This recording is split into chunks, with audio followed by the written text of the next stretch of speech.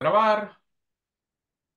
Bueno, ¿cómo andan amigos míos? ¿Todo bien? Un gusto en saludarles. Bueno, a quienes están en clase presencial, un saludote.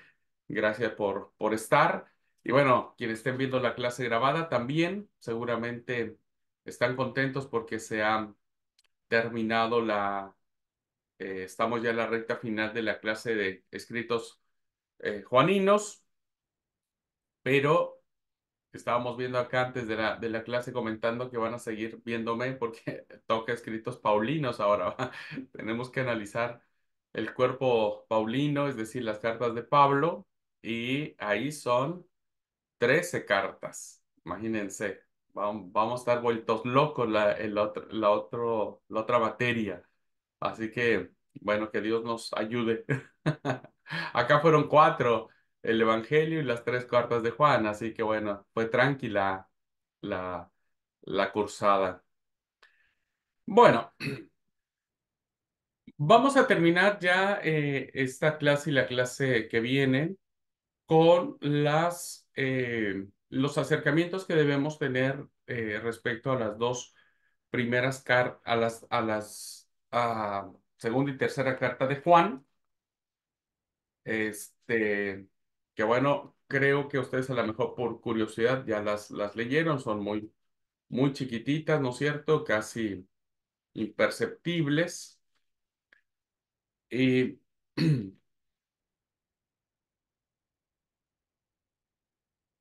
me gustaría que las pudiéramos leer ahora, por favor. Vamos a tomar un tiempo para leer las dos cartas. Así es que abran su Biblia y vamos a leer. Eh, Le voy a pedir a Mario que lea a Esther el hermano Esther que lea la segunda carta de Juan, por favor.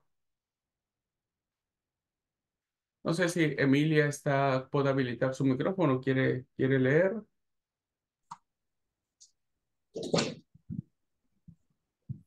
Y si no, no se preocupe, Emilia, no se preocupe. Aquí le cargamos el trabajo a Esther y a Mario. Así que ellos. Así que bueno, mi hermana Esther, lee por favor la segunda de Juan y Mario, por favor, la tercera de Juan. Así que bueno, vamos a leer al menos estos dos libros de la Biblia. Por favor, hermana Dice, Esther. el anciano a la señora elegida y a sus hijos, a quien yo amo en la verdad, y no solo yo, sino también todos los que han conocido la verdad, a causa de la verdad que permanece en nosotros y estará para siempre con nosotros.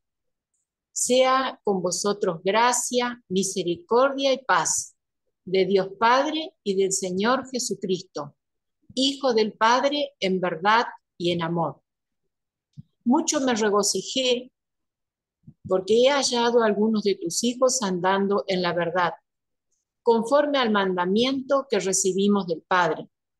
Y ahora te ruego, Señora, no como escribiéndote un nuevo mandamiento, sino el que hemos tenido desde el principio, que nos amemos unos a otros. Y este es el amor, que andemos según sus mandamientos. Este es el mandamiento, que andéis en amor, como vosotros habéis oído desde el principio. Porque muchos engañadores han salido por el mundo y no confiesan que Jesucristo ha venido en carne. Quien esto hace es el engañador y el anticristo. Mirad por vosotros mismos para que no perdáis el fruto de vuestro trabajo, sino que recibáis el galardón completo. Cualquiera que se extravía y no persevera en la doctrina de Cristo, no tiene a Dios. El que persevera en la doctrina de Cristo, ese sí tiene al Padre y al Hijo. Si alguno viene a vosotros y no trae esta doctrina, no lo recibáis en bienvenido. Porque el que dice bienvenido participa en sus malas obras. Tengo muchas cosas que escribiros, pero no he querido hacerlo por medio de papel y tinta, pues espero ir a vosotros y hablar cara a cara, para que nuestro gozo sea cumplido. Los hijos de tu hermana, la elegida, te saludan. Amén. Muchas gracias, Esther. Vamos a leer la tercera de Juan.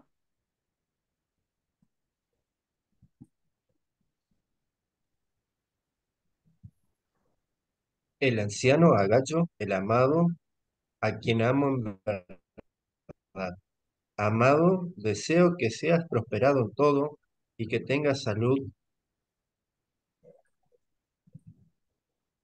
a la vez que tu alma prospera. Y dieron testimonio de tu fidelidad y de cómo andas en la verdad.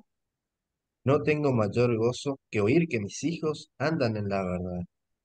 Amado, procedes fielmente cuando prestas algún servicio a los hermanos, especialmente tu amor ante la iglesia.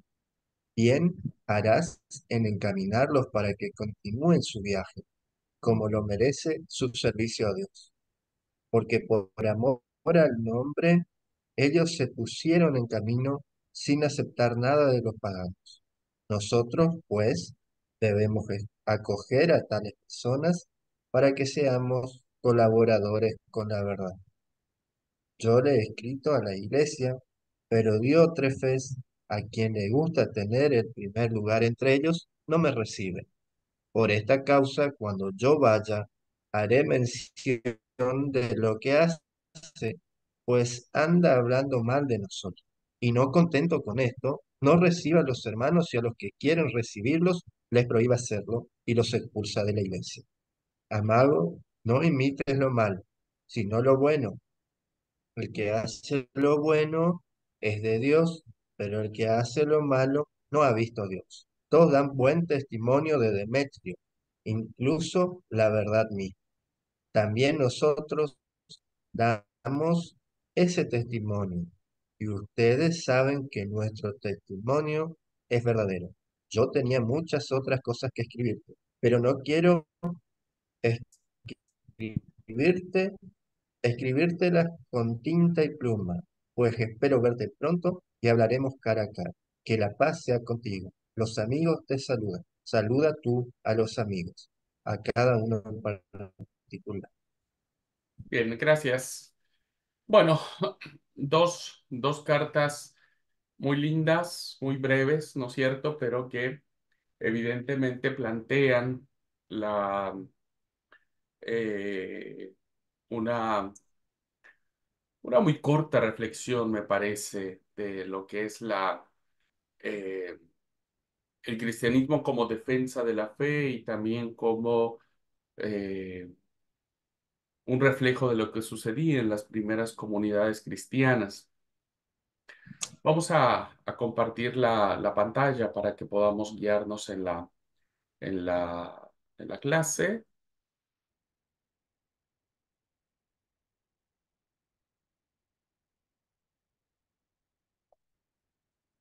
Bueno, listo, ahí ya la están mirando. Bueno, como pudieron darse cuenta, la misma brevedad de estas dos cartas es la mejor garantía de su autenticidad. ¿Ah? ¿Por qué? Porque al ser dos cartas tan pequeñas, eh, y cuando uno las mira no tiene grandes ah, temas teológicos, no tiene grandes ah, importancia como para que alguien la pudiera haber inventado y pudiera haber eh, este, realizado de manera distinta estas cartas. Bueno, la verdad es que al ser muy pequeñitas, ¿no es cierto?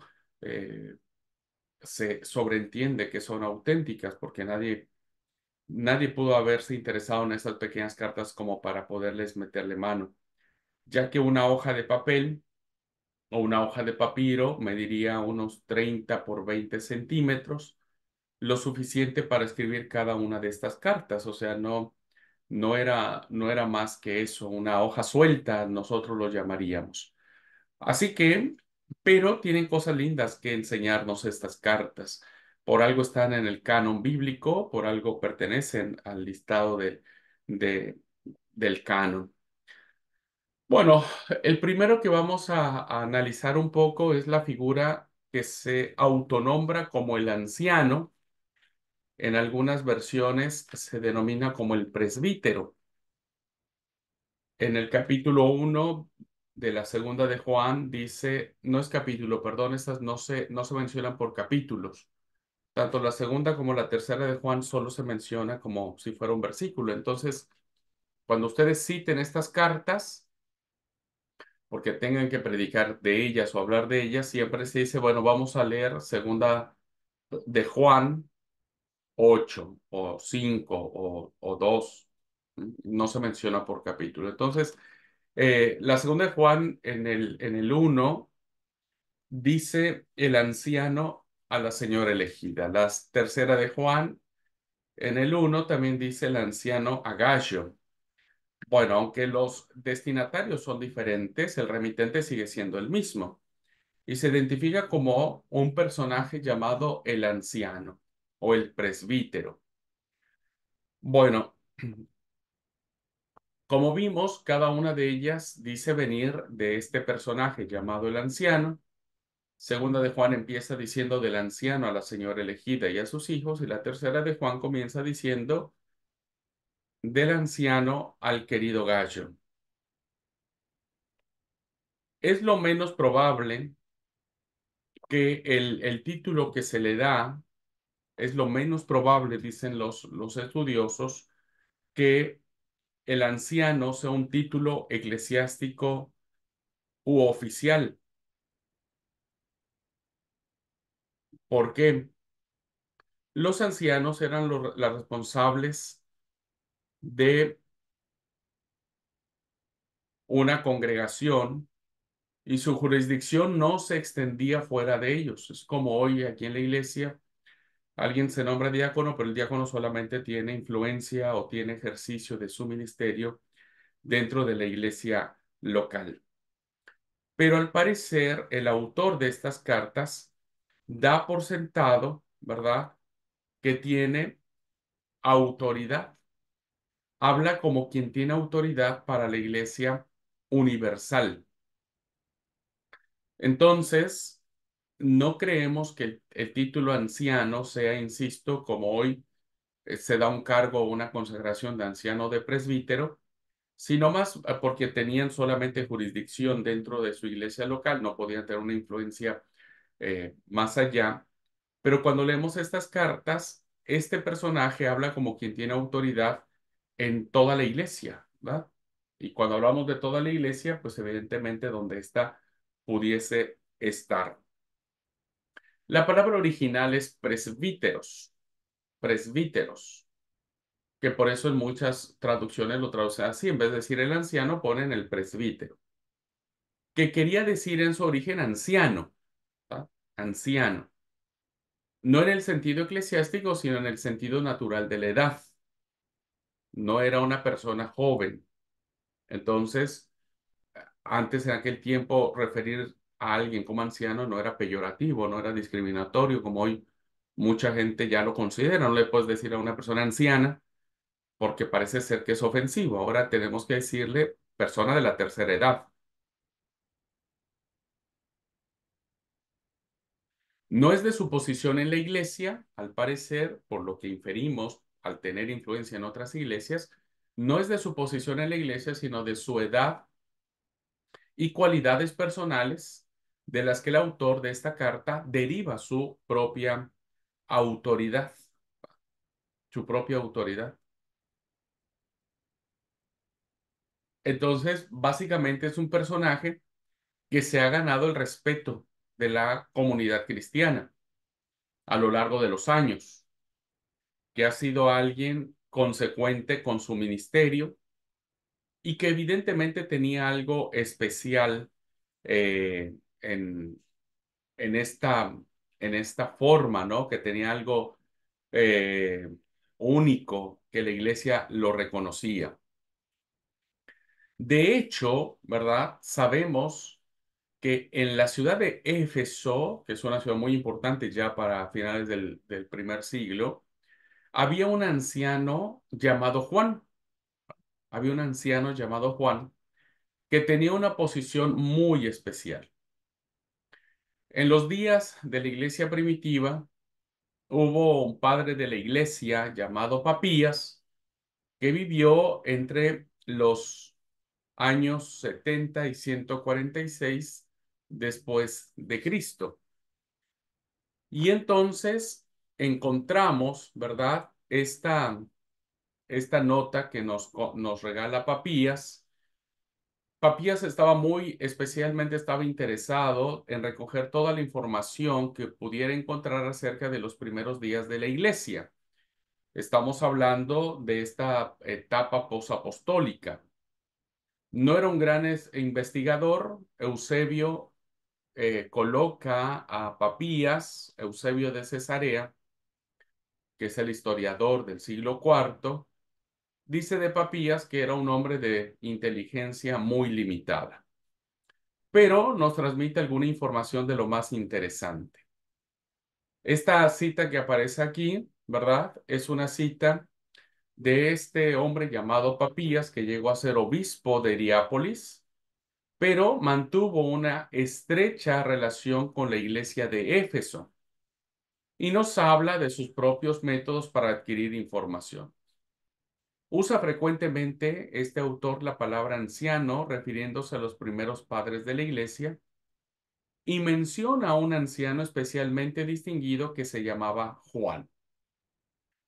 Así que vamos a leer esta cita que aparece en esta cita que hace Papías del año 70, que nace en el 70, muere en el 146 después de Cristo, y dice: no dudaré en tomar nota para vosotros, juntamente con mis propias interpretaciones, de cualesquiera cosas que haya aprendido alguna vez con todo cuidado de los ancianos.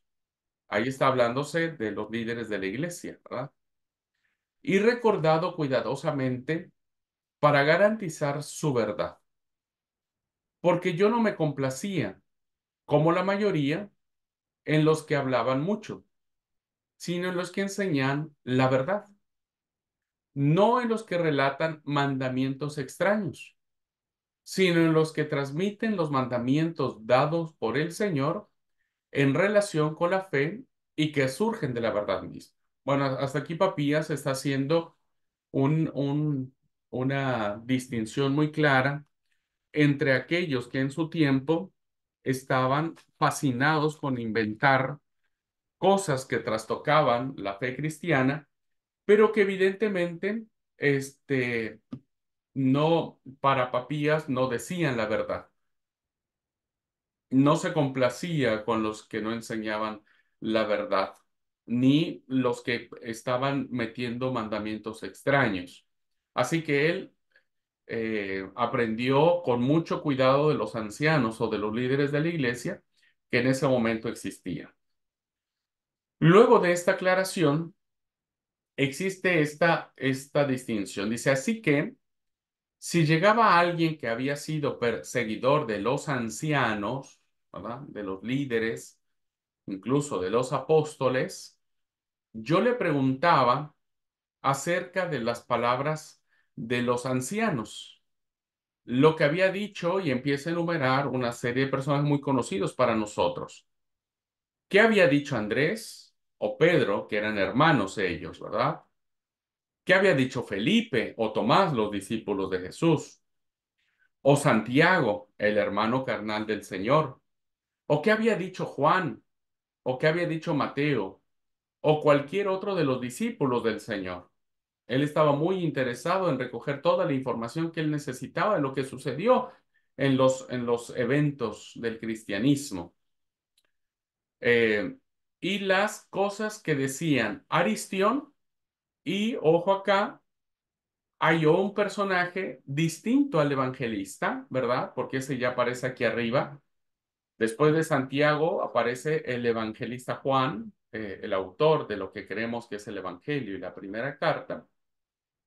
Y luego dice, yo preguntaba qué es lo que decía el anciano Juan, haciendo una clara distinción de el Juan, eh, el discípulo Juan. Este es el anciano Juan y había el discípulo Juan. Porque yo no creía que lo que se obtiene de los libros me aprovecharía tanto como lo que provenía de la voz viva y permanente. Bueno, esta cita, hermanos, que está metida en los principios del segundo siglo, nos hace ver claramente qué tanta autoridad tenían los personajes de esto. Incluso me suena interesante que hay un Aristión que se menciona en las cartas de Pablo, ¿verdad? No tenemos ningún escrito de Aristión, eh, pero sí tenemos, al parecer, un escrito de un anciano reconocido llamado Juan, ¿ah? Llamado Juan. Evidentemente está claro que el anciano Juan era una figura notable en Éfeso, aunque, y como dije, se le ha distinguido claramente del apóstol Juan.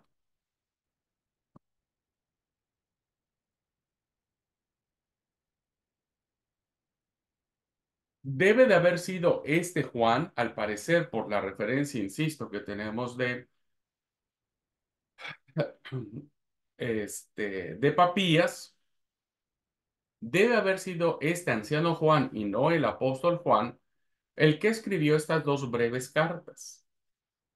Para entonces, sin duda, este Juan ya era un hombre muy mayor, un hombre ya anciano de edad. No sabemos cuántos años, pero evidentemente ya anciano. Uno de los últimos nexos que quedaban con Jesús y sus discípulos, porque seguramente este Juan pudo haber aprendido del apóstol Juan o de cualquiera otro de los discípulos, pudo haberlos conocido. Su edad avanzada le permitía haberse conectado en su juventud con los eventos de Jesús. Era un hombre que tenía autoridad de obispo en Éfeso y en su comarca. Entonces, evidentemente no era un pastor local, diríamos, sino era un líder que nosotros diríamos a un sobrevedor o un obispo en toda la región de Éfeso. Y cuando vio que la iglesia estaba amenazada por problemas y herejías, los problemas se dan en la tercera carta de Juan, que ya leímos, y las herejías siguen dándose en la segunda carta de Juan. Porque la segunda de Juan todavía nos sigue diciendo que hay personas que niegan que Jesús ha venido en carne y dice la segunda de Juan son anticristo. Y si alguien viene con una noticia o un evangelio como esto, no lo reciben, ni le digan bienvenido. Y en la tercera de Juan, pues encontramos los problemas internos de la iglesia, con líderes que se sienten dueños de la iglesia, ¿verdad? Y entonces Diótrefes es como esta parte de decir, le dice a Gallo, mira, ni a mí me recibe el Diótrefes, ¿verdad? Y es un líder medio complicado. Bueno, cuando vio que la iglesia estaba amenazada por problemas y herejías, escribió con corrección generosa y amorosa a su pueblo. Las tres cartas, queridos alumnos, aunque concedamos razón de que no fueron escritos por el mismo autor, la triple carta tiene un sentido de amor profundo, ¿verdad? Hay un diálogo de amor, de ternura, de compañerismo. Incluso la segunda carta termina con un sentido de amistad, ¿verdad? Saluda a los amigos. Y aquí los amigos te mandan saludos. O sea, hay una amistad. Es interesante el tono que tienen estas cartas y recuperar la amistad como un signo de iglesia es fundamental. Así que tenemos dos cartas de un santo anciano, ¿verdad? Un anciano muy respetable, uno de los últimos supervivientes de la primera generación de cristianos, un hombre a quien todos amaban, respetaban y que incluso consideraron que sus cartas eran canónicas, ¿ah? Eran canónicas. Y por eso es que se incluyen en el canon bíblico. Fueron aceptadas dentro de las comunidades de la iglesia. Y entonces al ser aceptadas, cuando estas cartas empiezan a circular, reconocen que la pluma de quien viene, ¿verdad?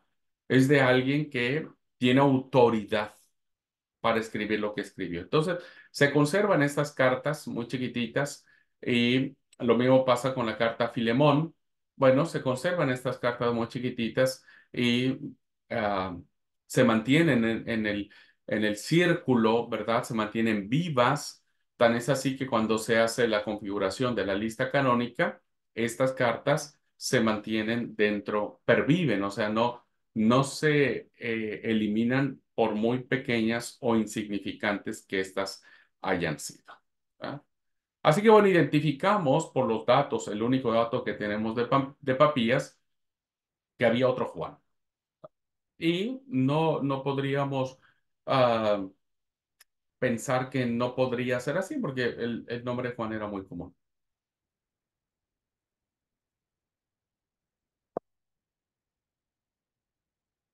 Bueno, una vez que hemos establecido un poco la identidad, ¿verdad? La identidad de quién era este anciano que escribe en estas dos eh, cartas muy pequeñitas, vamos a analizar cuál es la comunidad, cuál es el entorno, el trasfondo que tienen estas cartas que hacen que este hombre escriba esto. Entonces vamos a ver la comunidad del autor. No cabe duda de que las dos cartas proceden de una misma mano, al menos porque las dos se identifican con el mismo eh, este, remitente, el anciano, ¿verdad? Aunque son breves, tienen muchas cosas en común. Fíjense, vamos a hacer un paralelismo, ¿verdad? De qué es lo que tienen en común la segunda carta y la tercera carta de Juan. Vamos a compararlas.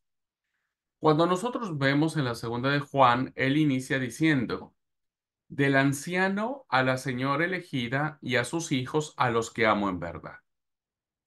Y fíjense que utiliza casi las mismas palabras para referirse a en la tercera carta a Gallo. Dice, del anciano al querido Gallo, al que amo en la verdad. Evidentemente, esta carta por la forma, ¿verdad? Este, por su género literario, corresponden a la misma persona. Luego vemos en el versículo 4 de la segunda carta de Juan, dice, me produce una alegría inmensa comprobar que alguno de tus hijos siguen la verdad. Y va a replicar de manera casi idéntica en la tercera de Juan, en el versículo 4 que dice, para mí no hay mayor alegría que oír que mis hijos siguen la verdad. Finalmente, un ejemplo más, dice el versículo 12, aunque tengo mucho de qué escribirte, prefiero no usar papel y tinta, porque espero ir a verte y hablar contigo cara a cara, lo que contemplaría nuestra alegría. Y le dice lo mismo a Gallo en la tercera de Juan, ¿verdad? ¿Cómo termina la tercera de Juan? Tenía mucho que escribirte, igual manifiesta la misma intención de decir, tengo mucho más para charlarte, pero prefiero no escribirte con pluma y tinta. Espero verte pronto para que hablemos cara a cara. Así que cuando analizamos de manera comparativa estos dos versículos, encontramos que existe la mayor semejanza posible entre las dos cartas. Y esto nos sigue confirmando que proceden de un mismo personaje, de un anciano que al parecer era el anciano Juan de la iglesia de Éfeso. Además, existen, ¿verdad?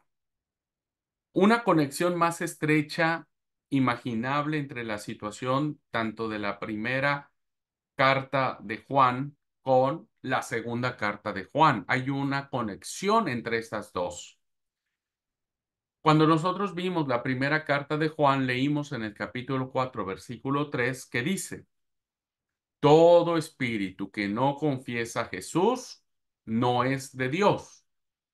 Este es el espíritu del anticristo, del que ya habéis oído que estaba viniendo y ahora ya está en el mundo. Fíjense cómo hay una conexión y es muy probable que el anciano Juan haya tenido contacto con el discípulo Juan y que haya aprendido de él. Por eso esta referencia que hace, o pudo haberlo escuchado de Juan, o el anciano Juan pudo haber leído la carta del apóstol Juan y citado esta parte, porque finalmente seguía estando esta problemática también. Y entonces escribe en la segunda de Juan, versículo 7, lo siguiente: muchos engañadores han salido por el mundo, hombres que no quieren reconocer la venida de Jesucristo en la carne. Los tales son engañadores y el anticristo. Y el anticristo. Sabemos entonces que el anticristo es básicamente todo aquello que se opone a Cristo, que está en contra de Cristo, que provoca herejías, ¿verdad? Que no están sustentadas en la realidad de la palabra y se convierten en anticristo. Entonces vemos claramente la conexión que viene trayendo como un hilo conductor respecto de la problemática que estaban teniendo las iglesias del primer siglo. Está claro entonces, hermanos, que la segunda y tercera de Juan están íntimamente relacionadas entre sí. Y ambas están íntimamente relacionadas con la primera carta de Juan. ¿Por qué? Porque trata de las problemáticas que tienen las iglesias, de la misma situación que tienen las iglesias, y entonces esta conexión nos hace ubicar las cartas o las problemáticas en la región de Éfeso, pensando que el apóstol Juan fue allí donde ejerció su ministerio cuando escribe la primera carta de Juan y su evangelio, ¿verdad? Bueno, una vez que hemos analizado y hemos comparado esta situación, vamos a ver ahora el problema que existía en la iglesia primitiva. ¿No?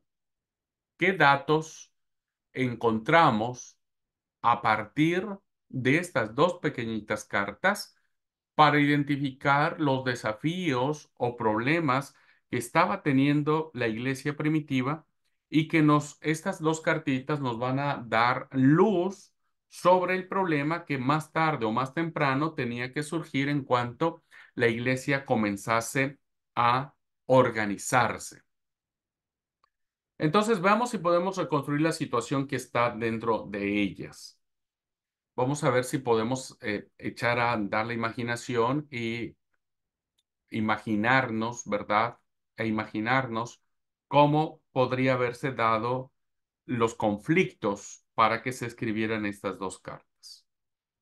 Lo que hemos dicho que está claro que el anciano Juan considera que tiene derecho a actuar como guía y consejero, tiene derecho a pronunciar palabras y tiene derecho a decir: cualquiera que diga que sea bienvenido, participa de sus malas obras. Tiene ese derecho, considera que tiene el derecho de actuar como guía, como consejero, aportar advertencias y reprensiones en las iglesias a quienes él considera como sus hijos espirituales, ¿verdad? Porque menciona esta frase muy tierna acerca de los hijos.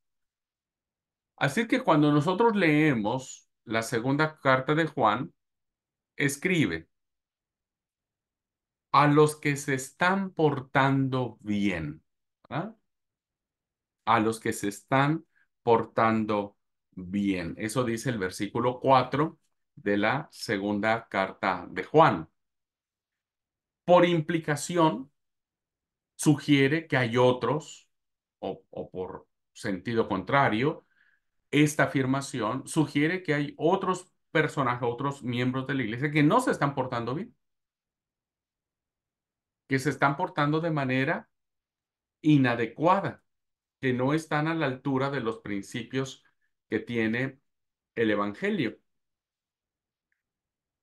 Por eso dice, me regocijé mucho porque he hallado algunos de tus hijos que andan en la verdad. Algunos, no todos. Entonces hay un problema allí de que, bueno, como todo, ¿vieron? Siempre hay ovejas y cabritos. Siempre hay buenos y malos, los que no te dan problema y los que te dan un montón de problemas.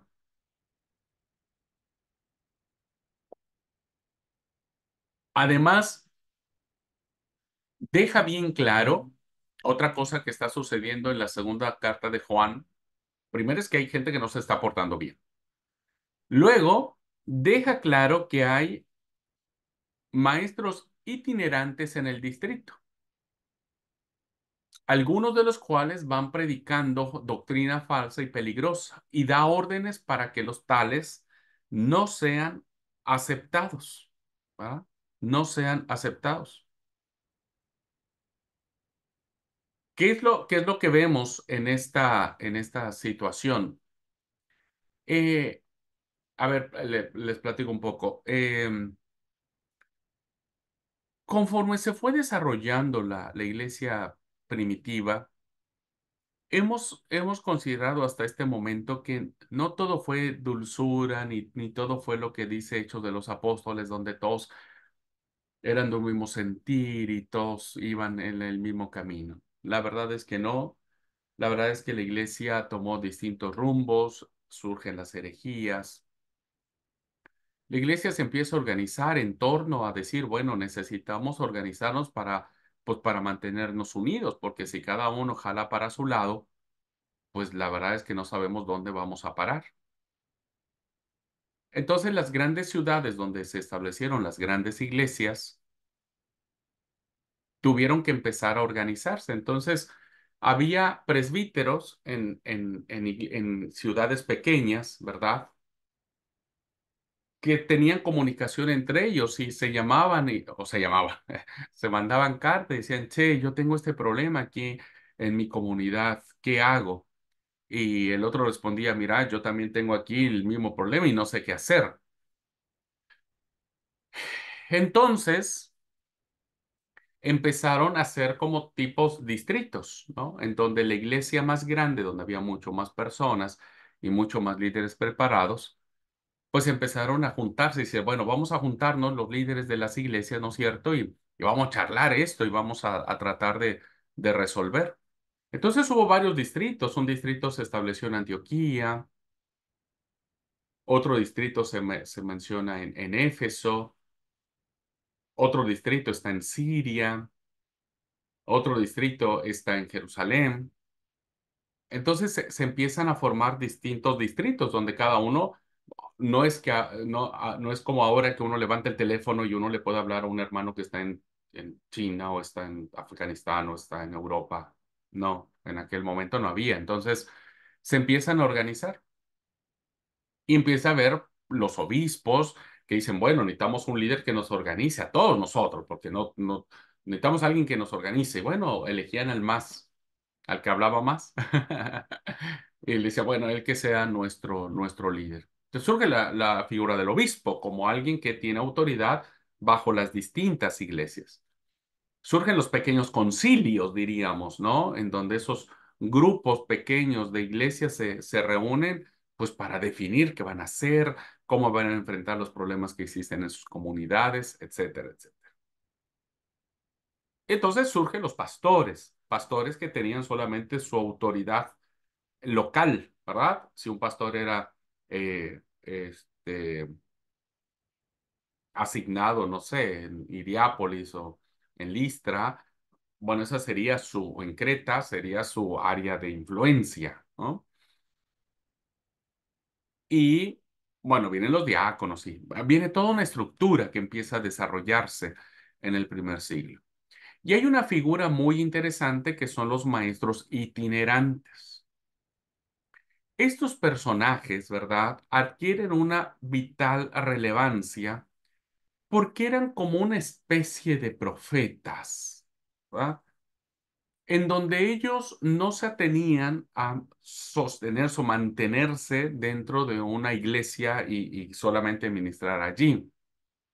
Eran personas más avanzadas que conocían mucho más y que tenían la autoridad, diríamos, de ir de iglesia en iglesia, ¿verdad?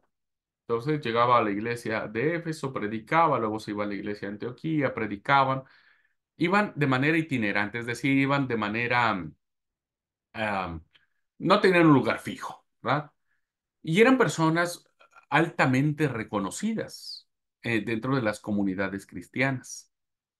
Entonces, cuando un maestro itinerante venía, ¿verdad?, la iglesia los acogía, los recibía, les daba alimentación, eh, les daba techo.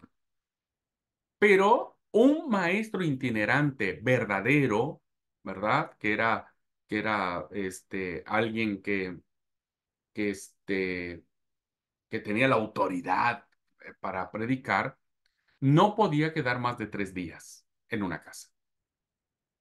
Si un maestro itinerante pedía quedarse más días y que le decía a la gente, bueno, me quiero quedar aquí, no sé, una semana, un mes, el año, entonces era un falso maestro, ¿verdad? Porque entonces empezaron a surgir estos falsos maestros, válgase la redundancia.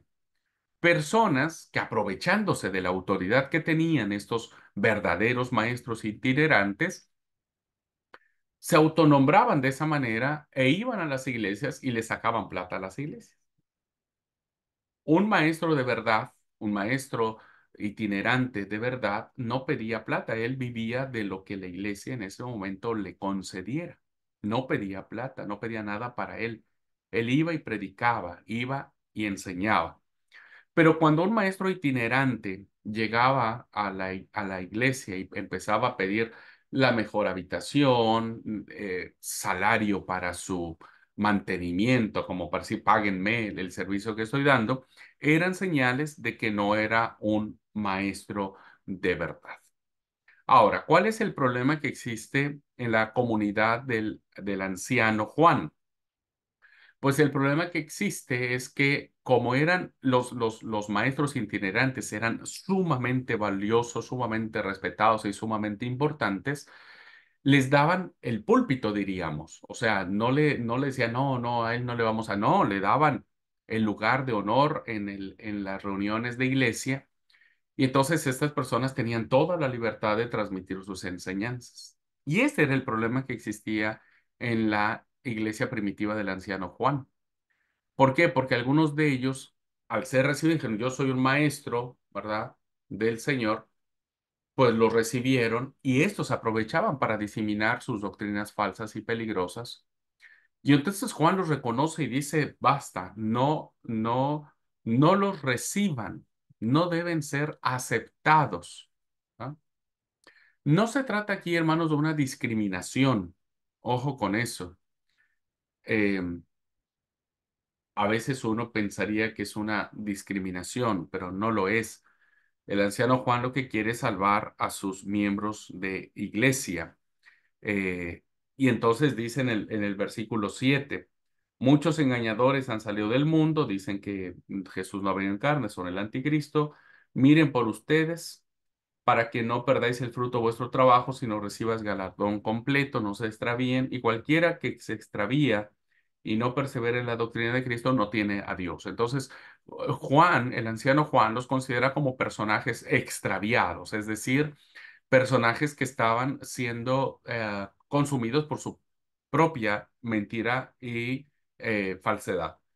Dice, no tienen a Cristo, el que persevera en la doctrina tiene a Cristo. Si alguno viene a vosotros y no trae esta doctrina, no lo recibáis en casa, no le digas bienvenido, que eso es lo que se hacía. O sea, venía un personaje así y imagínense, recibirlo en casa sería buenísimo. Juan dice, no, no lo reciban, que se vayan, no le den importancia y mucho menos le den participación dentro de la comunidad de enseñanza. Así que aquí Juan, el anciano Juan, está ejerciendo lo que considera su derecho incuestionable de dar órdenes a la iglesia. Y esta orden que él da, que dice no lo reciban en casa ni le digan bienvenido, realmente es una orden que tenía que provenir de alguien que tuviese la autoridad suficiente como para que la iglesia le hiciera caso, ¿verdad? Y está tratando de protegerlas, a las iglesias, frente a una situación en la que los maestros itinerantes de falsedad pueden llegar en cualquier momento, porque populaban por todos lados, como veían el negocio fácil estos personajes. Y entonces, cubiertos con apariencia de piedad, pues no eran otra cosa más que lobos rapaces. Así que este problema era muy fuerte en la comunidad de Juan, porque muchos recibían a estos personajes, los hospedaban, les daban de comer, les daban plata, con tal de escuchar sus enseñanzas, y esto evidentemente provocaría una división en el seno de la iglesia. Ahora, ¿cuál es la situación en la tercera de Juan? Bueno, esta situación es un tanto más complicada, ¿verdad? Y vamos a tratar de describirla. Primero, la carta va dirigida a un tal Gallo, ¿verdad? A un hombre que se llama Gallo, vaya nombrecito que le pusieron sus papás, pero es Gallo. Cuando nosotros analizamos detenidamente quién es Gallo, por la definición que el anciano Juan da de él, vemos que es un hombre muy bueno, ¿verdad? Muy bueno, cuyo carácter y acciones Juan aprueba totalmente. Dice el versículo 3, pues mucho me regocijé cuando vinieron los hermanos y dieron testimonio de tu verdad. Es decir, la reputación de Gallo era muy buena, tantos así que testificaban de él. No tengo mayor gozo que el oír que mis hijos andan en la verdad. Es decir, escucho que vos andás en la verdad y la verdad me da gozo en el corazón. Y lo llama amado. ¿Por qué lo llama amado? Porque le dice que cuando llega alguien que necesita ayuda, Gallo siempre está dispuesto a ayudar, no importa quién sea, ¿verdad? No importa si es un desconocido o no lo es. Entonces, la tercera de Juan nos plantea que habían venido a la iglesia unos misioneros ambulantes que eran colaboradores de la verdad, los famosos maestros itinerantes que les acabo de decir. Y Gallo les había ofrecido una hospitalidad cristiana auténtica, auténtica. Entonces vean ustedes cuál era la postura, la posición, perdón, la posición que tenían estos misioneros itinerantes o ambulantes, esa es la otra palabra que no me salía anteriormente, y que evidentemente Gallo los recibía. Dice, los cuales han dado ante la iglesia testimonio de tu amor y heridas vienen a encaminar como es digno de su servicio para que continúen su viaje, porque ellos salieron por amor del nombre de él sin aceptar nada de los gentiles. Es decir, estos maestros itinerantes, maestros de la verdad, dieron testimonio que cuando llegaron a la iglesia de Gallo o a la región, a la ciudad de Gallo, él fue muy presto para ofrecerles ayuda. Eh, pero, pero, hay un personaje en la misma iglesia que es casi lo contrario a Gallo, ¿verdad? En la misma iglesia había otro hombre llamado Diótrefes, al que le encantaba ser el mandamás. Era un líder, este era un líder de la iglesia, ¿verdad? Los típicos líderes que hay en la iglesia que creen que la iglesia es suya y que creen que por tener un nombramiento ya se sienten más y mandan y ordenan y demás. El anciano Juan lo hace de esta manera, lo replica o lo refiere de esta manera cuando dice, yo he escrito a la iglesia, pero Diótrefes, al cual le gusta tener el primer lugar entre ellos, no nos recibe. Era un sinvergüenza, ¿verdad? Un líder de esos que hay todavía un montón de Diótrefes hoy en día.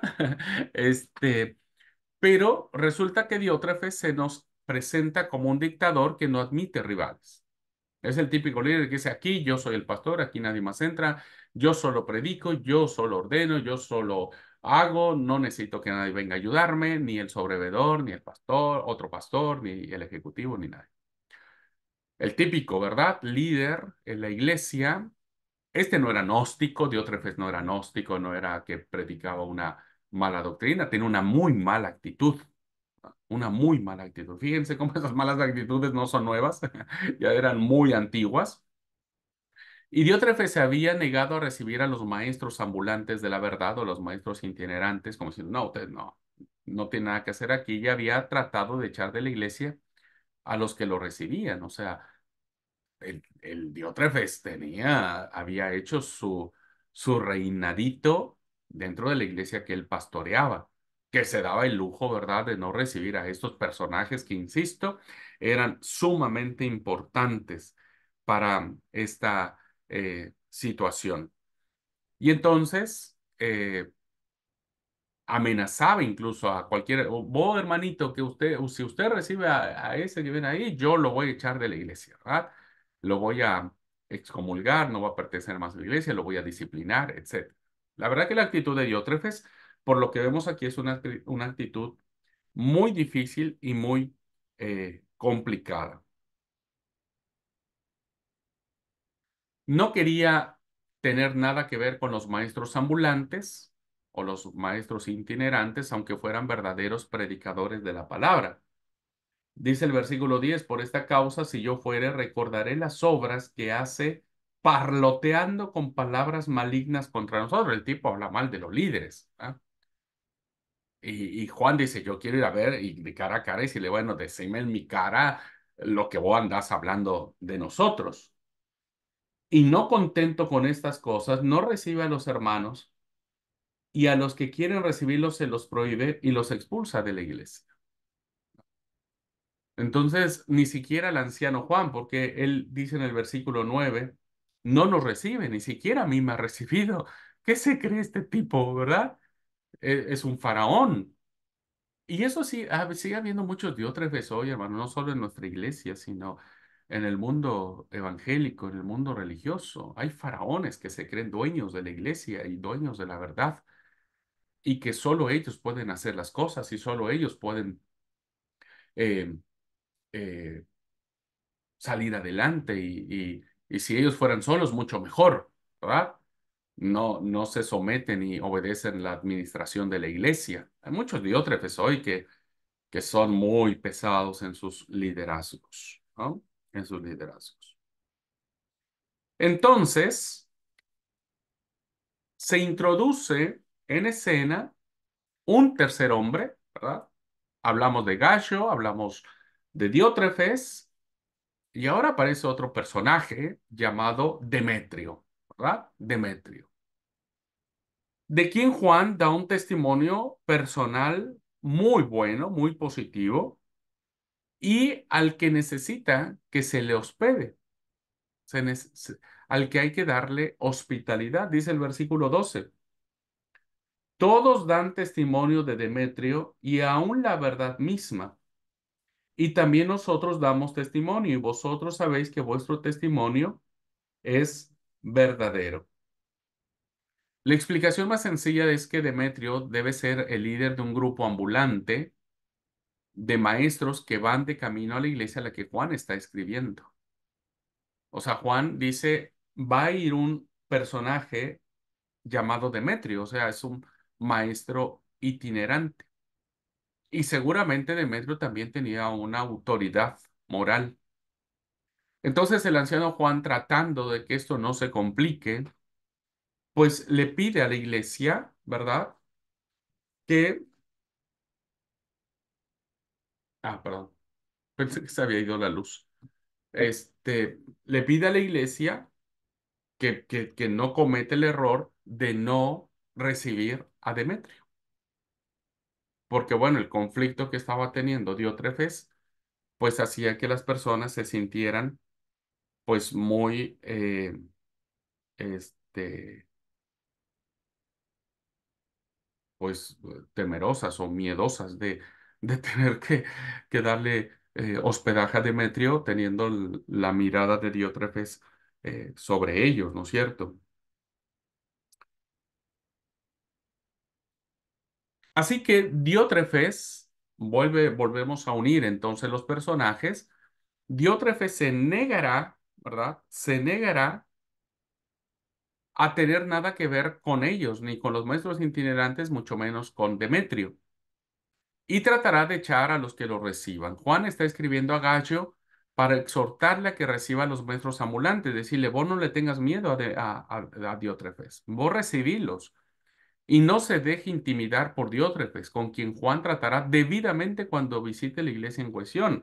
Dice, lo dijo el versículo 10, cuando yo vaya, le recordaré, le echaré en cara sus palabrotas o su altanería, así que quédate tranquilo, que yo me encargo de él, básicamente diríamos ahora, ¿verdad? Yo me encargo de él y voy a tener que hablar seriamente con él respecto de lo que está haciendo. Así que eso es interesante cómo se estaban moviendo las cosas, ¿verdad? Dentro del liderazgo de la iglesia del primer siglo, que no es muy distinto a lo que hoy vivimos la iglesia aquí del siglo XXI. No es muy diferente.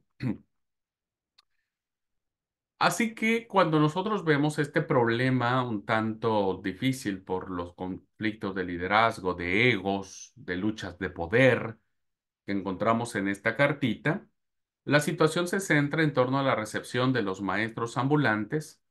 Gallo ya los ha recibido antes y Juan exhorta a recibirlos otra vez, así como a su líder Demetrio. Diótrefes les ha cerrado la puerta y ha desafiado la autoridad del anciano Juan. En este breve párrafo se resume básicamente el problema que estaba suscitándose en esta comunidad, ¿no es cierto? Y que no era fácil de tratar. No es fácil de tratar con líderes como Diótrefes, ¿eh? No es fácil. Son líderes que no se sujetan, son líderes que siempre van a estar a la defensiva y si te van a inventar algo para que vos no les toques, lo van a hacer. Eh, Son personajes que se mantienen en sus egoísmos, en sus altanerías, en sus formas de ser. Así que pienso que hoy hay muchos Demetrios en la iglesia. Sigue habiendo muchos Demetrios. Dios nos libre de ser nosotros Demetrios, ¿no es cierto? Y poder seguir el ejemplo de Gallo y siempre hacer lo correcto en ese sentido. Bueno. Cuando hablamos del triple ministerio, todo esto parece una situación desafortunada, todo lo que hemos planteado, tanto en la segunda de Juan como en la tercera de Juan, y efectivamente era una situación muy difícil, que no es lindo vivir dentro de las iglesias. Sin embargo, era inevitable que surgiera, porque bueno, ya les dije, empezaron a surgir los problemas, la organización empezó a ponerse líderes ellos mismos que no eran llamados por Dios, etcétera, ¿no? Y tal como son las cosas, era de esperar que surgiera en la iglesia primitiva un problema respecto de los ministerios. Es decir, bueno, ¿quién es mayor? ¿El pastor? ¿Quién es mayor? ¿El obispo? ¿Qué es más importante? ¿Los maestros itinerantes? ¿Los diáconos tienen autoridad? Y empieza a haber una lucha de, de, de autoridad respecto de los nombramientos que se están teniendo. Así que en los primeros días la iglesia tenía por lo menos tres clases de ministerios o tres clases de personas que tenían algún nombramiento. Los primeros de ellos eran los apóstoles, ¿no? Que eran únicos. No hubo alguien que se atribuyera, excepto Pablo, atribuirse el título de apóstol de Jesús, ¿verdad? No hubo, solamente en el ministerio terrenal de Jesús hubo 12, incluidos Judas Iscariote, pero sabemos la suerte que corrió Judas Iscariote. Y la otra era este, Matías, que fue quien ocupa el lugar de Judas en esa clase de suerte que echaron para elegir a Matías. Entonces, los dos apóstoles fueron únicos, ¿no? No hubo nadie como ellos, insisto, Pablo es el único que se atreve a decir en una de sus cartas, si no mal recuerdo de la carta de los Gálatas, cuando él dice, yo no soy poco menor que aquellos grandes apóstoles, ¿verdad? No soy poco menor. Es decir, tengo la misma, aunque yo no conocía al Señor físicamente, pero fui llamado en la revelación de Jesucristo camino a Damasco. De ahí en fuera, hermanos, nadie se atribuyó hasta ahora, que muchos hoy se quieren adjudicar el título de ser apóstoles del Señor y demás. La verdad es que no. Pero todo lo que es el primer siglo, este, nadie estaba por encima de los apóstoles. Los apóstoles tenían una autoridad irrefutable, irrefutable, ¿verdad? Eran únicos y por encima de todos los demás estaban los apóstoles, los que habían formado parte de la compañía original de Jesús y habían sido testigos de su resurrección. Por eso la palabra de los apóstoles era palabra de Dios, diríamos, ¿no? Luego estaban el otro círculo, que eran los profetas, ¿no? Que eran los maestros itinerantes. Los profetas no estaban adscritos a una congregación determinada, es decir, no eran miembros de la Iglesia del Dorado y solamente podían ministrar aquí en la Iglesia del Dorado.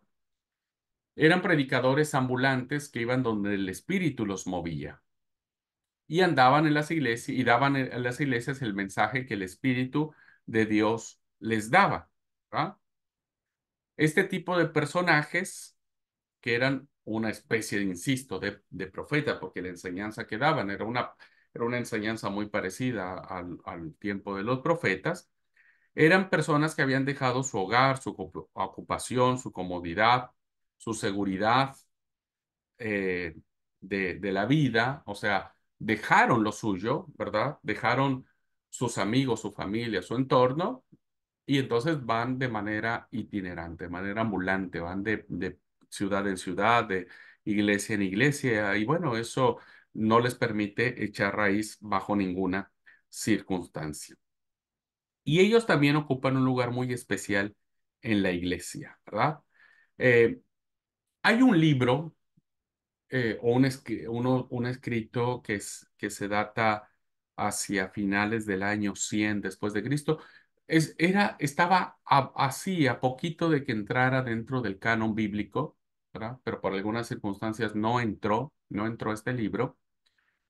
Libro se llama la Didache o la Didache, que tiene otro nombre que se le llama la enseñanza de los 12 apóstoles. Es un libro que se escribe a finales del primer siglo.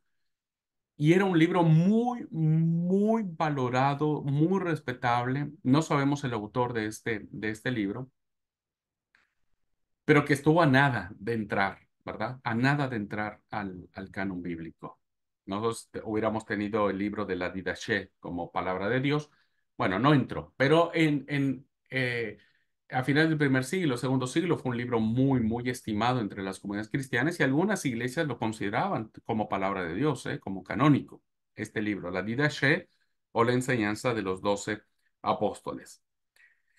Y en este libro hay una indicación que voy a leer, que es el capítulo 10, versículo 7 de la Didache, o Didache, no sé cómo se pronuncie, dice que cuando el culto acababa con una oración de acción de gracias, que se daba por escrito completa, entonces venía esta frase de la Didache que decía, pero dejad que los profetas den gracias todo lo que quieran.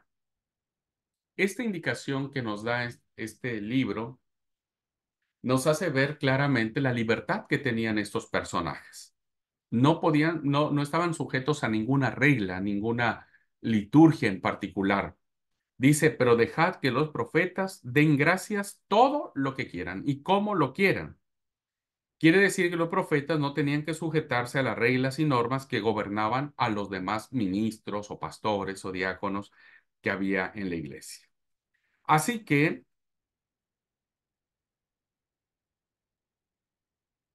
en la iglesia había dos clases de personas cuya autoridad no se limitaba a una sola congregación y que tenía derecho de entrada a todas. En primer lugar, estaban los apóstoles. Los apóstoles, evidentemente, ellos no se sometían bajo ninguna situación a nada, ¿no? Ellos eran los buenos, diríamos. Este, los profetas los seguían, ¿no?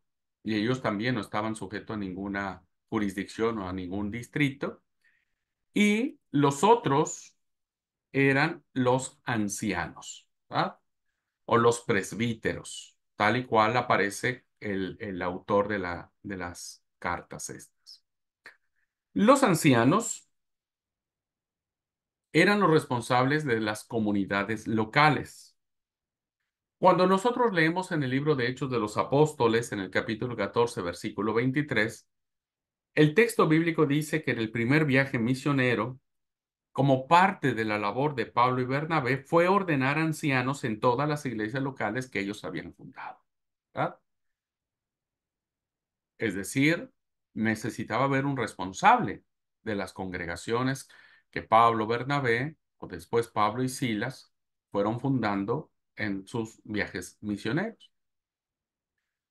Su cometido, ¿verdad? Su cometido o su objetivo estaba circunscrito solo a sus congregaciones y no se dedicaban a nada del exterior. Está claro que eran la espina dorsal de la organización de la iglesia original. De ellos dependía el trabajo regular, el funcionamiento y la solidez de las congregaciones locales, que viene a ser una especie de pastor local, ¿verdad? El anciano. El obispo no, porque el obispo evidentemente es, los ancianos se unieron y dijeron, bueno, nombremos a alguien como para que nos organice y que tenga autoridad sobre todos nosotros. Entonces surge la figura del obispo, ¿verdad? El obispo, que es el que tiene la autoridad de ir a cualquier iglesia y ordenar y mandar, etcétera. Así que los ancianos fueron importantísimos para que la iglesia se mantuviera unida, importantísimos para que funcionara la iglesia local de una mejor manera. Así que por eso es un grave, era una necesidad importante que las iglesias locales tuvieran sus propios líderes que los acompañaran. Así que estos tres ministerios eran profundamente reconocidos en la iglesia del primer siglo y que evidentemente muchos empezaron a pelear las autoridades, ¿no? Los eh, maestros itinerantes o los profetas ambulantes, predicadores ambulantes, pues empezaron a ver falsos y hubo varios ancianos también que terminaron llevando a la iglesia a a otras ideas y permitiendo que las iglesias se contaminaran con otras ideologías. Así que eh, nosotros encontramos que el problema que había en la tercera de Juan era el problema de los predicadores ambulantes, ¿no? ¿Qué era realmente lo que estaba sucediendo? La posición de los apóstoles no presentaba ningún problema real porque eran únicos y su posición no se podía no, mantener en duda. Es decir, un apóstol, nadie dudaba del apóstol, ¿verdad? Ni de Felipe, Tomás, Mateo, Juan, Zebedeo, este, eh, Pedro, etcétera, etcétera. Pero los profetas ambulantes era un problema muy grave en el primer siglo. Ya expliqué qué es lo que pasaba. Su posición era tal que se prestaba extraordinariamente al abuso. Tenían un prestigio enorme y era posible que personajes indeseables se introdujeran en una manera de vivir en la que se movían de un lugar a otro, viviendo con una comodidad considerable y a expensas de las congregaciones locales.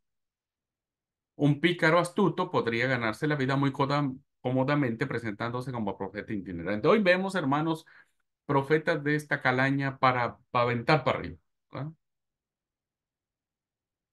Hay cada profeta y profetisa que dicen, que se dicen ser, que son más falsos que un billete de 2 pesos con 75 centavos, que viven a expensas y a costas de la falsedad y de la mentira, ¿no?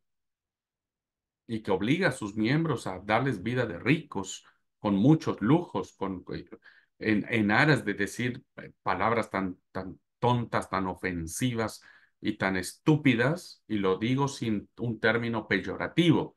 Recuerden que lo estúpido es lo sin sentido, ¿verdad?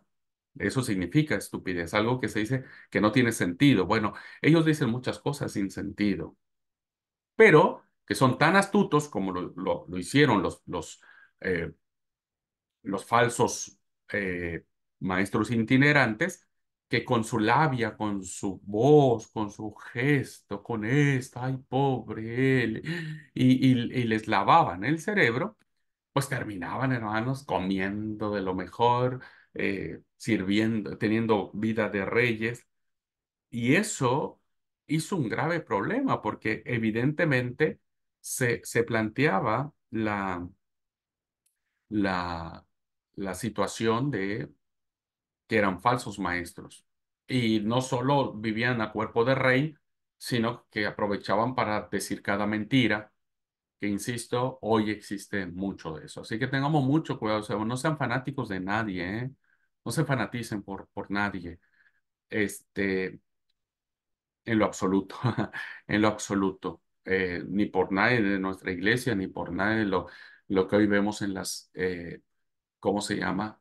Porque de veras, no tienen vergüenza esa gente, che. Yo digo, qué caras duras, perdónenme, los voy a decir con toda la extensión de la palabra y como le dijo el anciano Juan, yo iría y se los diré en su cara, qué caras duras que son. ¿Cómo se atreven a lastimar al pueblo en su fe de esa manera, no? Movimientos como el pare de sufrir, sí, pare de sufrir, pero venga y traiga aquí, aquí hay una arena que es del desierto donde Jesús fue tentado y si usted se lleva esto, va a ser liberado de Satanás y bueno, y tiene que dar tanto, ¿no? O esos videos que existen, ¿no? De que vengan porque yo a punta de dólares les abro el cielo para que ustedes entren. Qué terribles, ¿verdad? Están siendo hoy los falsos profetas. Bueno, eso sucedía en la iglesia de Corinto. Hay una historia que se da en este libro que les dije, la Didache, que se escribe alrededor del año 100, un libro muy valorable que tiene que ver, ustedes si lo buscan en internet y quieren leerlo, la verdad es que es muy bueno. Déjenme ver si, porque hay muchas versiones de este libro, déjenme ver si consigo una versión eh, buena o sana y se las comparto. Bueno, dice la Didache, este, respecto de estos personajes. Al que venga en el nombre del Señor, recibidle. Y entonces cuando la hayáis probado, sabréis por qué tendréis entendimiento para distinguir entre la mano derecha y la izquierda. Si el que llega es un peregrino, socorredle en la medida de vuestras fuerzas. Pero no habrá que quedarse entre vosotros más de 2 o 3 días, ¿ah? Les decía al principio, a menos que su necesidad sea notoria. Pero si tiene voluntad de quedarse entre vosotros y es un artesano, que trabaje para comer. No lo mantengan, dice la Didache, no lo mantengan.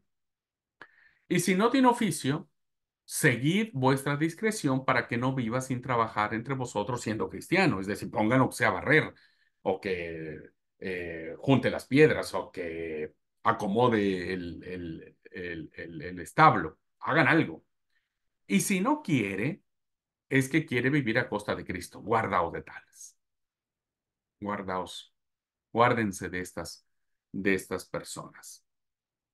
Fíjense entonces cómo estas instrucciones que vemos, es un libro de instrucciones, la Didache o la enseñanza de los dos apóstoles es un libro de instrucciones, manifiesta cómo la iglesia cristiana fue desarrollando estas observaciones ante estas actitudes de estos personajes. Y bueno, termina diciendo, no lo reciban. Y si alguien viene, bueno, que trabaje y que se gane. No mantengan a nadie que venga a hablar en nombre de Cristo. Porque los verdaderos maestros quedan 3 días y dicen, tengo que seguir. Esos son maestros de verdad, ¿verdad? Y hay que recibirlos y hay que abrazarlos. Y los 2 días o 3 días que esté con nosotros, atiéndanlo bien. Pero después él tiene que partir. ¿Mm? Él tiene que partir. Así que este panorama, queridos hermanos, pues nos ayuda a ver cómo era el tema. Juan estaba totalmente justificado, el anciano Juan, en advertir a su pueblo acerca de una clase falsa de profetas ambulantes que podrían llegarle reclamando hospitalidad, ¿no? Cuando alguien venga así, yo soy un profeta y necesito que me mantengan, pero ¿sabe qué? Dígale, hermano, la puerta está ahí y por favor no vengas más. Y en decirles que de ninguna manera había que recibirlos, porque se instalan y no los sacas más. Hay historias que dicen que llegaron, se instalaron y hasta la chacra le sacaron a la persona o el terreno o los bienes, que hoy es lo que pasa de manera descarada. Por favor, hasta lo publican en redes sociales. Es terrible. Yo creo que el anciano Juan, si hoy viera eso, te escribiera no una carta pequeñita y a cada uno pondría en su lugar. No cabe duda de que en la iglesia primitiva estos profetas ambulantes se habían convertido en un serio problema. Algunos de ellos eran maestros heréticos porque, insisto, no solo vivían a cuerpo de rey, sino que aprovechaban para decir cada mentira en sus enseñanzas como para seguir manteniéndose vivos allí, aunque estuvieran convencidos sinceramente de su propia enseñanza. Una persona miente tanto que termina creyendo que esa es una verdad. Algunos no eran nada más que sinvergüenzas, que habían encontrado la manera de vivir cómodamente sin trabajar, y esto es el trasfondo que se encuentra detrás tanto de la segunda carta de Juan como de la tercera carta de Juan.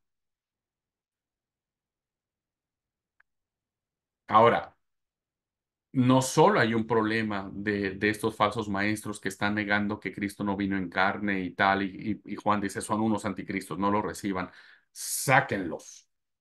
En la tercera de Juan, como dijimos, el problema es el choque de ministerios. Ya no es aquí el tema de alguien que está enseñando una falsa doctrina, sino es un hermano de la iglesia, un líder de la iglesia que ha tenido una actitud contraria. El personaje problema es Diótrefes, como lo hemos visto. Es el hombre que no quiere tener nada que ver con los maestros ambulantes y que echa a todos los que se atreven a recibirlos y darles hospitalidad, incluido Gallo. Es el hombre que se niega a aceptar la autoridad de Juan y Juan lo acusa de ser un líder dominante, un líder manipulador, que, insisto, hoy existen todavía, ¿verdad? Existen.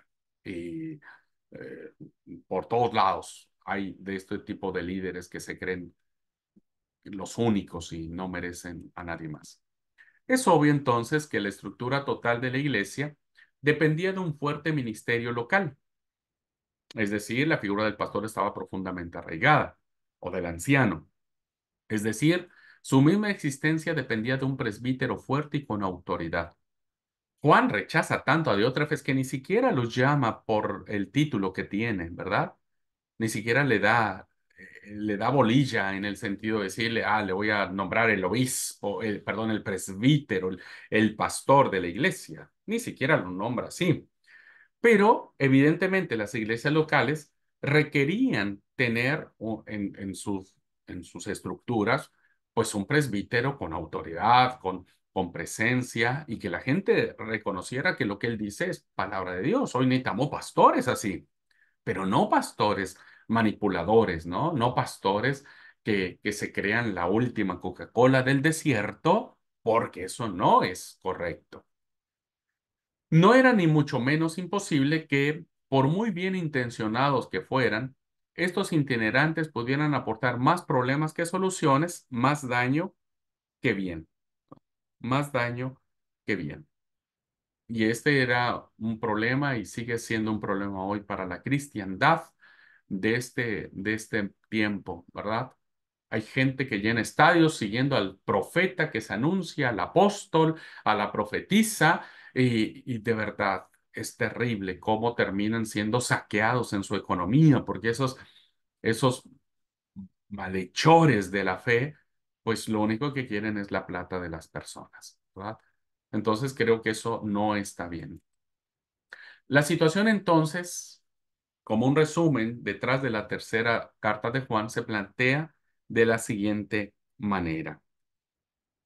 Juan representa el viejo control remoto apostólico, es decir, es el nexo último que nos está quedando de alguien que tiene toda la autoridad porque es un personaje muy ligado a los apóstoles. Y recuerden ustedes que las cartas canónicas, su característica era que para ser recibidas como canónicas habría que haber sido escrita por un apóstol o alguien muy cercano al apóstol.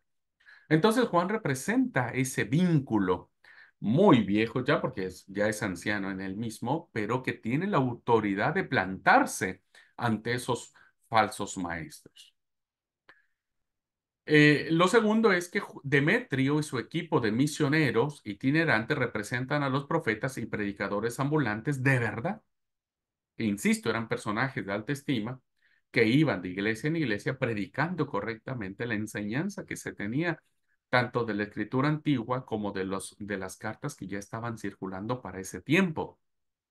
Las cartas de Pablo, los tres evangelios, lo que el apóstol Juan decía, eran personajes. Bueno, entonces Demetrio representa esto, ¿verdad? Representa a alguien que va a cumplir el ministerio a cabalidad, ¿verdad? A cabalidad.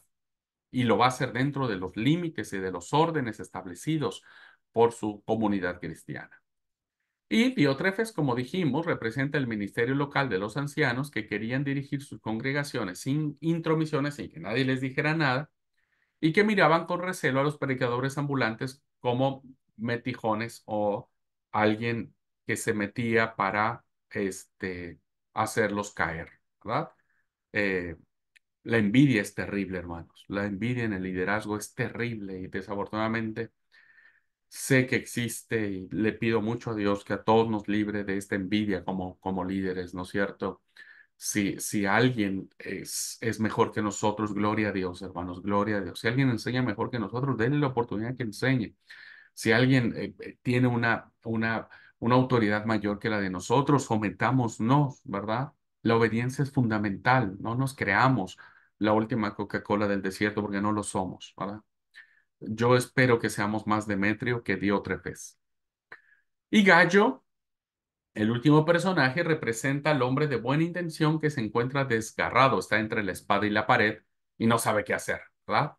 No sabe si hacer lo correcto y para él lo correcto es recibir a los maestros de verdad, pero por el otro lado tiene la amenaza de su pastor, que quiere, que quiere echarlo, que quiere disciplinarlo si recibe a estos maestros.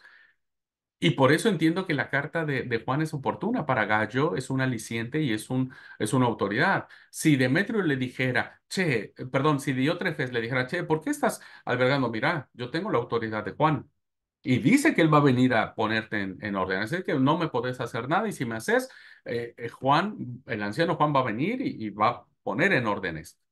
Qué interesante que el anciano Juan se preocupe por aquellos que están haciendo lo bueno, ¿verdad? Y los apoye y los respalde. Son liderazgos hermosos, liderazgos que nos permiten a nosotros saber que hay alguien que nos sostiene, que nos respalda, que nos ayuda, que dice, vos tranquilo, vos haces lo correcto. Y si algo me decís y mira, yo voy y lo encaro, ¿no?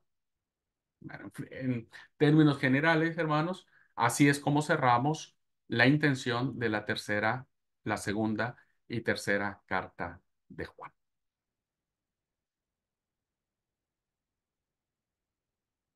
He dicho. Ya no digo más porque ya dije mucho. Bueno, tenemos dos opciones, hermanos. O hacemos unos breves comentarios si tienen alguna duda, pregunta durante 5 minutos y el próximo jueves no tenemos más clase, porque ya terminamos la cursada. Ya con esta clase cerramos el sílabo de esta materia, así que ustedes el jueves tendrían libre para seguir con su trabajo y demás, ¿verdad? No tendríamos más clases. O nos vemos la próxima clase y ahí vemos que hablamos, que platicamos, que charlamos, y demás. Bueno, preguntas, hermanos. ¿Alguna pregunta, duda, comentario? Me di a entender sobre lo que sucedió tanto en la segunda como en la tercera de Juan? Sí, muy claro, gracias. Muy lindo, muy bueno.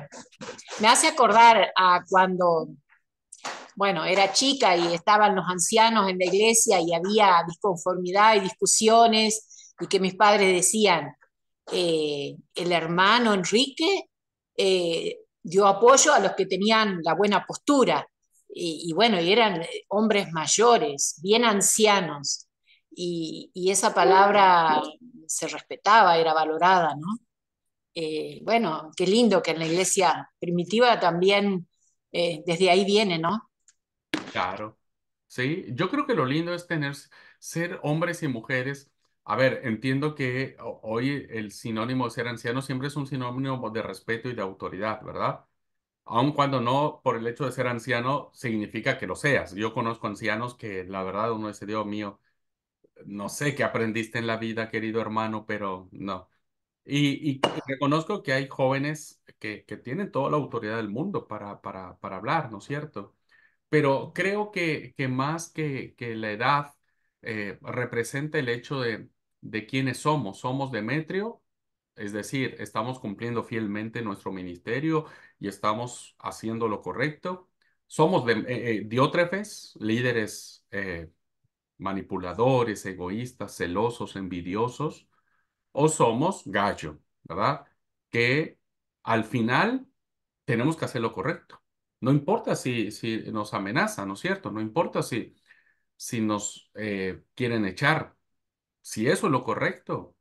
Alguien me puede decir, vos no podés hacer nada en sábado porque si ayudas a alguien en sábado, estás violando el sábado y si lo haces, te sacamos de la iglesia. Y bueno, sacame, hermano. Sacame, no tengo ningún problema. Pero yo voy a hacer lo correcto. ¿Verdad? Yo voy a hacer lo correcto. Entonces, creo que es lo que hoy necesitamos en la iglesia y la segunda y tercera de Juan es muy buena. Ojalá esto se predica mucho en los círculos de liderazgo. Fíjense que la tercera de Juan nunca lo hemos charlado en un término de liderazgo, pero estaría bueno, ¿verdad? Estaría bueno. Este, pero yo sé que algunos se van a enojar porque no les va a gustar sentirse diótrefes, pero bueno, ¿qué va a ser? Muy bien, pues alguna otra pregunta, duda, comentario, hermanos. Hasta aquí estamos ya cerrando incluso ya todo, ya cerramos la cursada. Y solamente quiero decir que la prueba de estos falsos, que estos quieren estar adelante y predicar y predican y predican, y la misma palabra los descalifica, porque lo que acabamos de leer, el verdadero es este. Y cuando están predicando, ya como su objetivo es el ser el yo, soy el gran, que estoy vestido acá y mis palabras para acá, para allá, y ellos mismos se descalifican y caen afuera y ni siquiera pueden permanecer en el lugar porque no tienen la autoridad de Dios. Claro. Eh, y bueno, eso. Pero ¿sabe qué es el problema? Es que muchos son muy astutos, ¿verdad? Y terminan engañando a los que no están firmes en la fe. Ese es el problema. Que terminan engañando y haciendo dudar a aquellos que no, los que estamos firmes, ¿sabe qué? Pero de una los vemos desde a 5 kilómetros de distancia, vemos su falsedad. Pero hay hermanos que no. Y ese es el peligro que tienen estos falsos predicadores o maestros. Por eso hay estadios repletos de personas que no ven esta parte. Sí, sí. Bueno. No, déjenos el día de mañana de la clase para hacer el trabajo. Es mañana, ¿verdad? Yo dije jueves. Sí, Yo no sé, mañana. no Sí. sé ni qué día vivo. Bueno, entonces terminamos aquí, hermanos. Mañana no hay clase, entonces tómense ese tiempo para hacer el trabajo final. No sé si tienen alguna duda sobre el trabajo final. Me dice, excelente clase, que nos llama a no ser falsos, que parloteamos mucho y con el ejemplo digamos lo contrario. Es así, ¿verdad? Gracias. Bueno, ¿alguna duda del trabajo final? ¿Fueron claras las indicaciones? Sí les pido que por favor sean muy cuidadosos. Digan, indicación 1, listo, sí, ya la hice. Indicación 2, está. Indicación 3, está. Porque yo voy a calificar cada una de las consignas que di para el trabajo. Así que tengan muy cuidadosos con eso. Dice Esme, pero si nos adelantas algo del trabajo mañana. sí que haya. No, pues lo único que les puedo adelantar son la bibliografía que aparece en la plataforma, así que, este, ningún problema. Bueno, hermanos, pues muchas gracias. Ha sido lindo haber compartido con ustedes esta teología juanina. Es un acercamiento a la teología juanina, es un acercamiento a este pensamiento que es el Evangelio de Juan muy profundo.